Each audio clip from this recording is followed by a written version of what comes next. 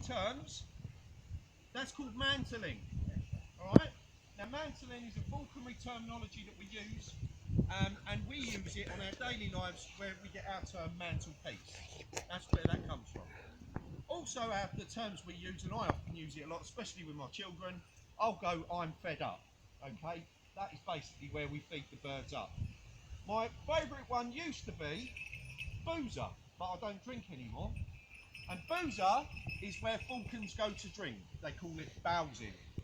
But then you've got hoodwinked, under the thumb for some of us, and stuff like that. You know, it all comes from a sport that has been practiced for over 4,000 years. And again, going back to castles, medieval time in Britain, where you were in society depended on what bird you have. So if you was like me, a peasant, you wouldn't have any.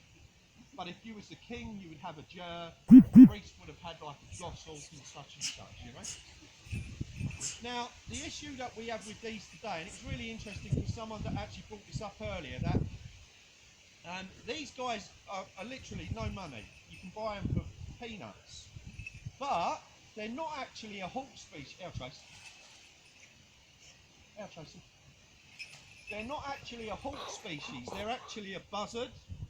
So they're related to our common buzzard, okay?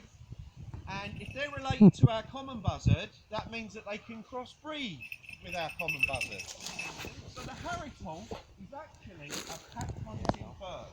Okay? It's a bird that you would find in groups of up to 20.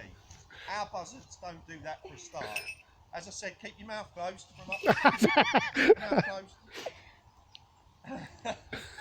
closed. These guys are prolific hunters, okay? They hunt in groups, they're known as the wolves of the sky. The more of them that there is flying around, the more chance they've got of catching food. They're very sociable, as you can see, okay?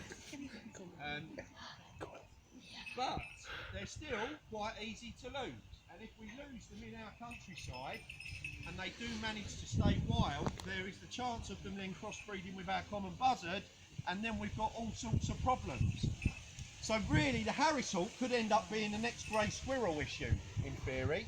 And we don't want that because our ecosystems are in enough mess as it is, but because we're not legislated and anyone can go and buy these things, there's nothing to stop anyone from buying them.